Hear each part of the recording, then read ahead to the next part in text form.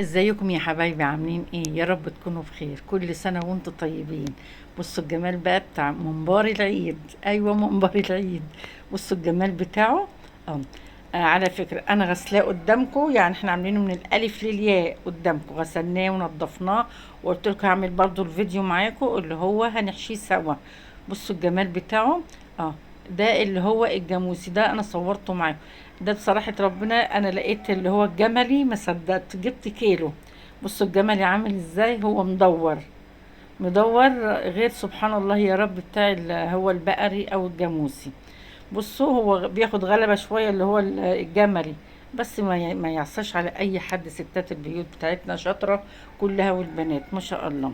بصوا بقى، تعالوا بقى اما نشوف هنعمل احلى خلطة ني في ني. يلا بينا. بصوا بقى حسب ما انتوا هتجيبوا المقدار بتاعكم، يعني ما فيش مقدار للرز ولا لأي حاجة. يعني ممكن تعملوا مثلا 2 كيلو ممبار هياخدوا كيلو ونص رز معاكم. انا معايا عصير طماطم وحطيت فيه معلقتين صلصة. وقطعت طماطم كمان حتت صغيرة زي السلطة. ومعايا هنا 6 ربطات او 6 حزم شبت وبقدونس وكزبرة. يعني اتنين اتنين اتنين. وبصلتين كبار قوي دولت، يعني حوالي 3 بصلات. ومعايا بقى هنا اهو. دي معلقه بابريكا كبيره، ومعلقه فلفل صغيره، ومعلقه قرفه صغيره بس مليانه. ومعلقه كمون كبيره، ومعلقه نعناع كبيره. ودولت معلقتين ملح اهو.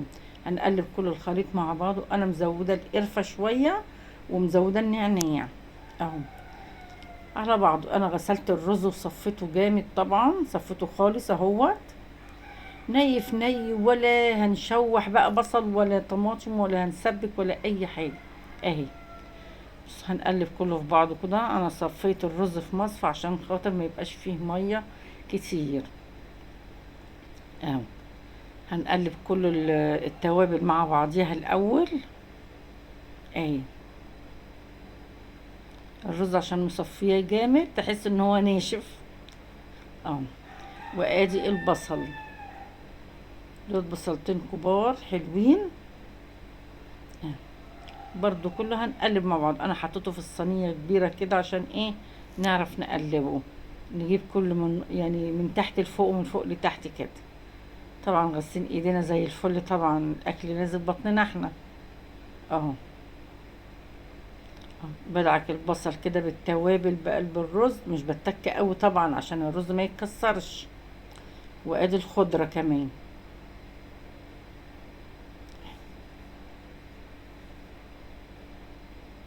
هنقلب كله مع بعضه كده خالص.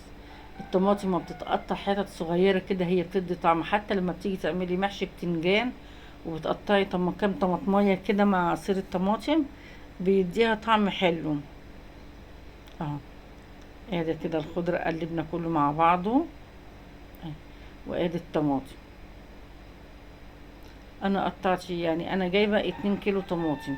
قطعت نصهم وعملت نصهم. يعني ممكن ده يجي كيلو ونص طماطم. انا قطعت الطماطم اكتر. انا فضيته في طبق من اللي انا بعجن فيهم الكبار دولت عشان اعرف اقلب اهو. وادي الطماطم مش كتير برضو، انا يعني عشان بحيث ايه، تبقى الخلطة سايلة شوية. ايه. تجري معانا في المنبور اه. احنا قلنا ايه؟ اما جيت انضف الممبار قلنا مش هنشيل الدهون اللي في الممبار خالص. يعني الحاجات اللي تلاقيها تحس انها تقيلة قوي شيلي. مش هنشيلها كلها عشان هي بتدي طعم للممبار. هناخد بقى حبة حبة كده بحيث ان ايه، الرز ما نبهدلهوش خالص. ما ممكن يفيد منه. ممكن يفيد من الرز، يبقى احنا ما زفرناش الرز. حتى انا ما باجي اعمل المحشي باخد حبه حبه. ايدي بتبقى فيه طبعا عشان ما يخسرش. ان فات شويه بشيلهم في الفريزر اهو. نحط بقى هنا شويه زيت كده. المفروض كنت حطيته وقلبته كله ما جراش حاجه. احنا حطينا اللي هو تقريبا نص كوبايه زيت بس على 2 كيلو ممبار دولت. الممبار الجملي ما فيهوش يعني دهن خالص اهو. بص هوريكم بقى طريقه او طريقتين اه. انا كنت جبت طبعا بعد ما غسلت الممبار ونضفته. انا مصوره معاكم. نزلت السوق التاني فلقيته قدامي، جبته ما غسلتوش قدامكم بقى معلش. اه، بس هي الخلطة اللي هي والتنظيف هو.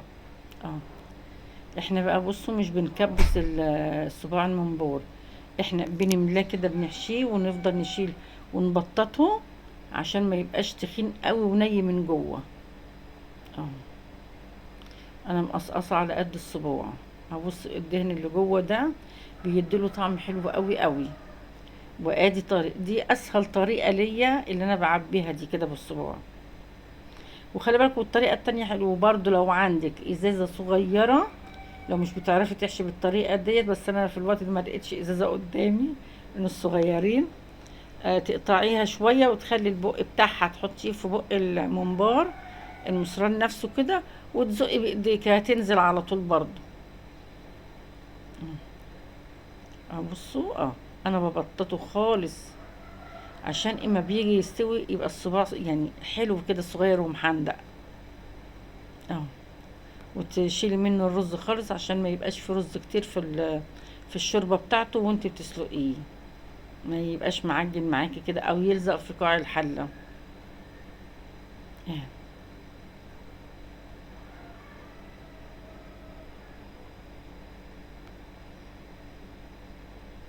بص ما بياخدش حاجه.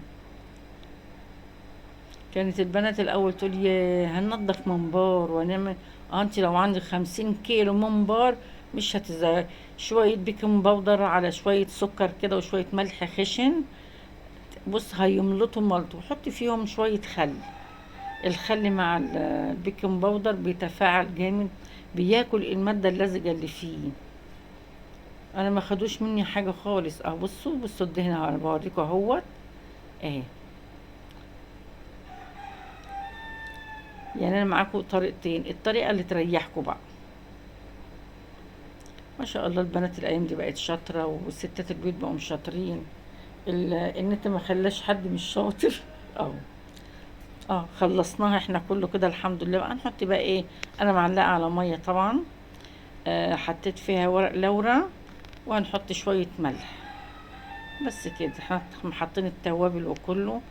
والتانية برضو معلقة عليها الحلة اللي هي بتاعت اللي انا حطيت فيها الجمل، لان ما ينفعش نسوي ده غير ده غير ده، تسويت دي غير ديت. يعني تسوية الجملي غير تسوية الجاموسي او البقري.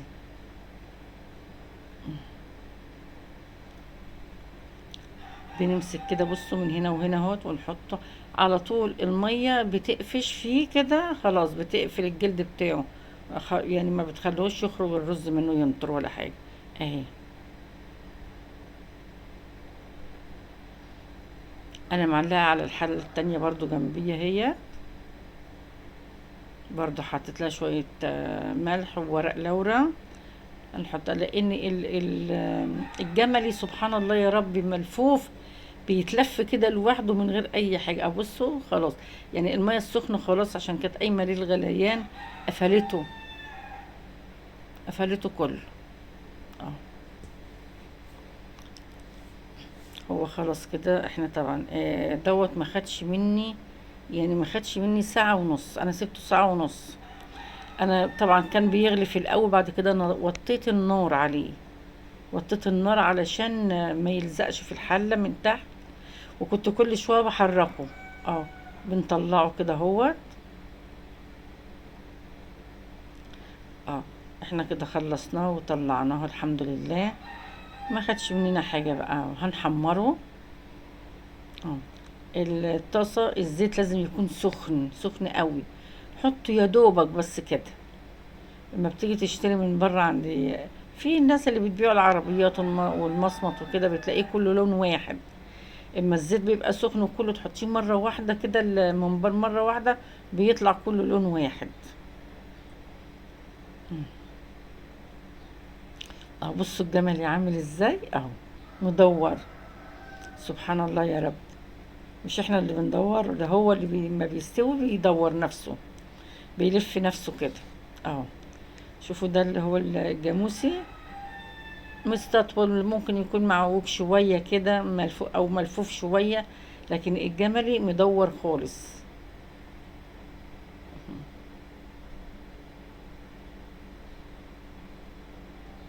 اه، هو ما بياخدش حاجة في التحمير، ياخد لون بس كده وخلاص ونطلعه. كل سنة وانتم طيبين، وعيد مبارك عليكم يا رب وعلى أمة المسلمين أجمعين.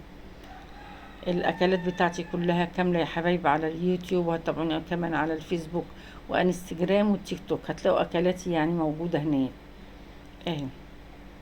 بسم الله الرحمن الرحيم اهو.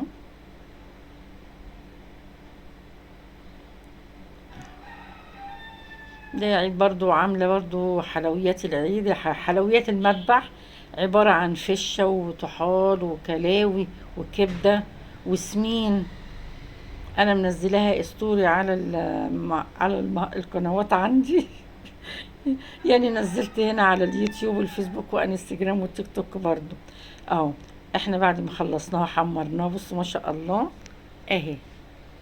بصوا بقى عامل ازاي، ده مدور وده مش مدور، اللي هو الجملي ده. اه. كل سنة وانتم طيبين يا حبايبي، وعيد سعيد عليكم يا رب، تبقى اجازة سعيدة عليكم وعلى اولادكم يا رب. عيد مبارك على الشعب المصري كله يا حبايبي. كل سنة وانتم طيبين. اه. الفيديو بقى يا حبايبي، اللايكات الجميلة بتاعتكم عشان يعني الفيديو يطلع كده والناس تشوفه. وكله بيعلم من بعض يا حبايبي، كلنا بنعلم بعضين. كل سنة وانتم طيبين. السلام عليكم ورحمة الله وبركاته.